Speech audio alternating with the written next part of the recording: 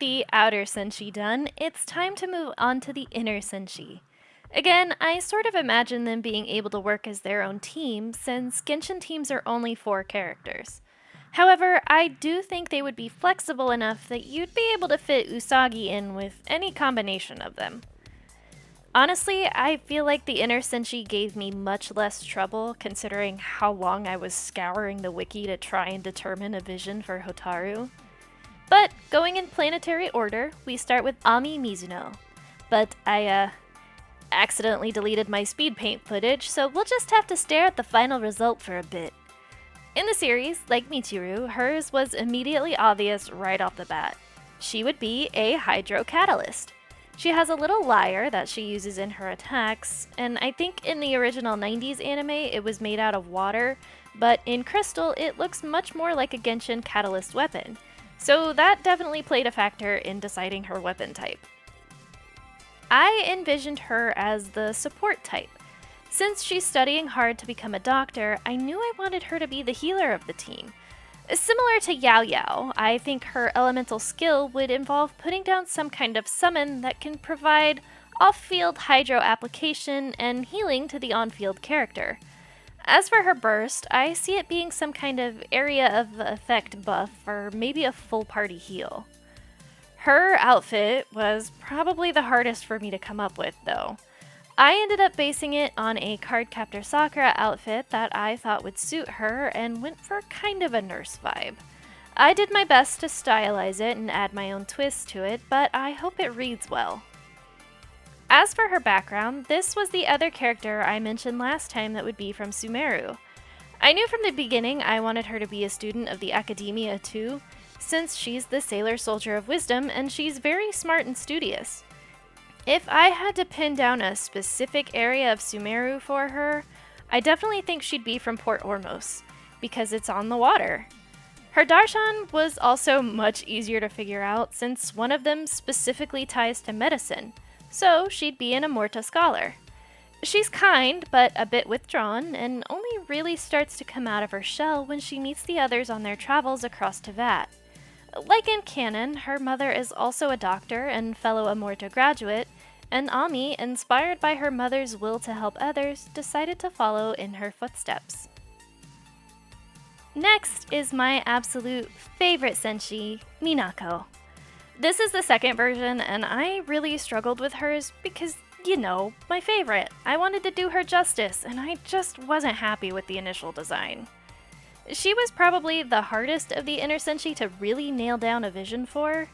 I knew right off the bat that she would be a sword user, but I already have a few other sword users planned, and while I knew there would be some repeat in weapon types, given the limited selection in Genshin, and also just the way the Senshi fight, I decided Minako would use a claymore.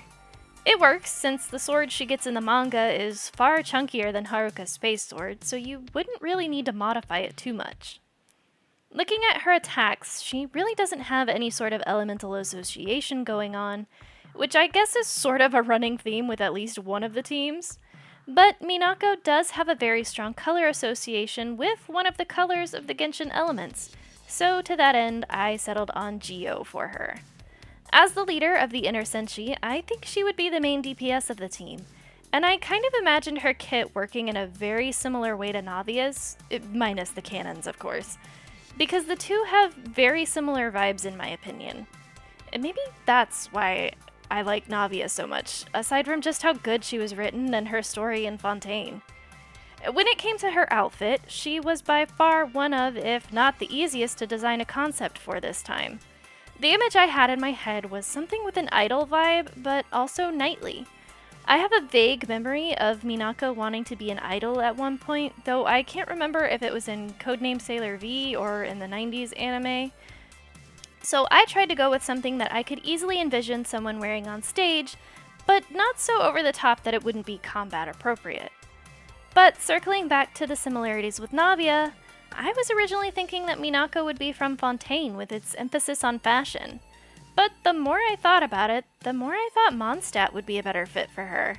Initially, I wasn't sure if it was better for her to be an adventurer or a knight of Favonius, but I ended up going with the latter because I felt that was more in line with her role as a Senshi. She's the leader of the Inner Senshi, and she's supposed to be Usagi's body double if I remember correctly. So, as basically the leader of Usagi's personal guard, it made sense to me that she'd be a knight. I think Mina's family would probably be pretty average. But for some reason, I could see them running a little inn on the outskirts of Mondstadt for weary adventurers. I feel like Minako would be inspired by Barbara and how she's basically an idol among the people of Mondstadt for her singing voice.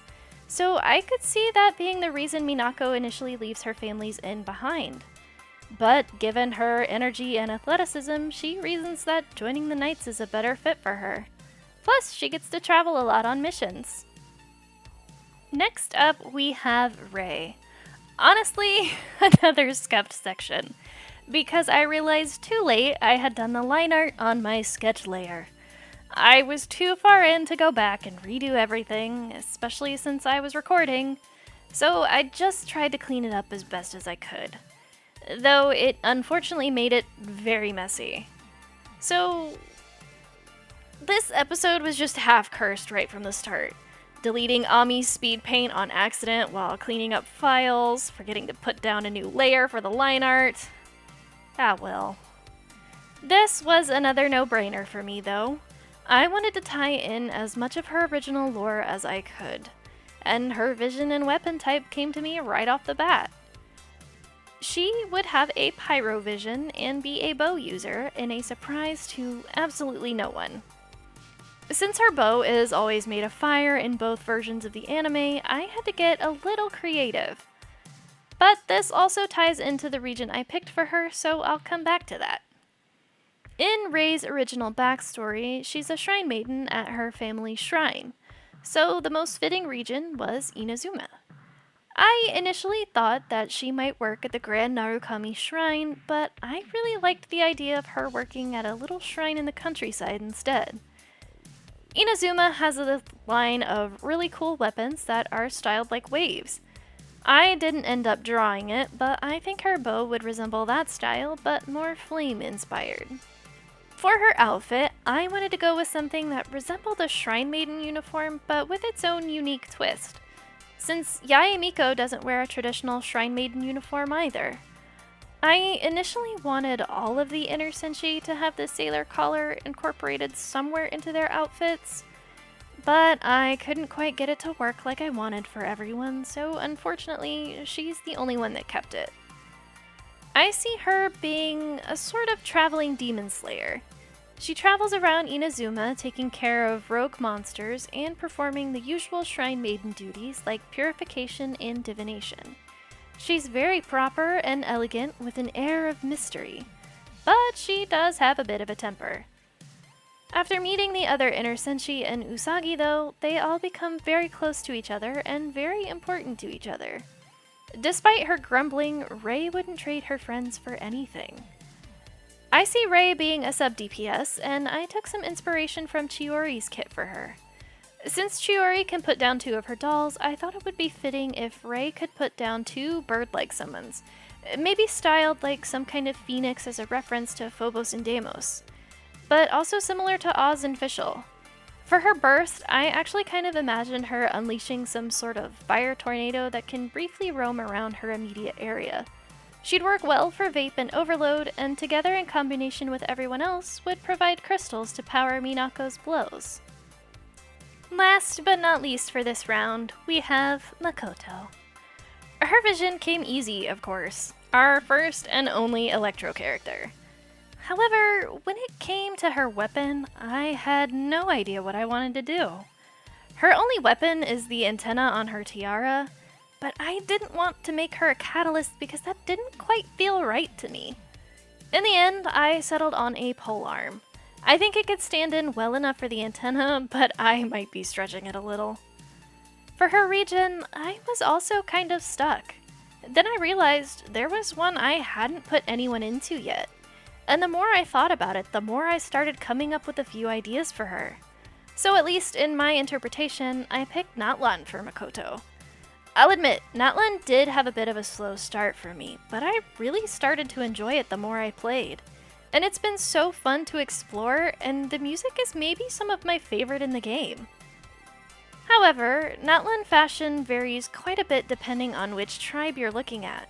But one thing that remains is it's a bit more modern compared to the other regions of Teyvat, so I definitely struggled a bit with this one.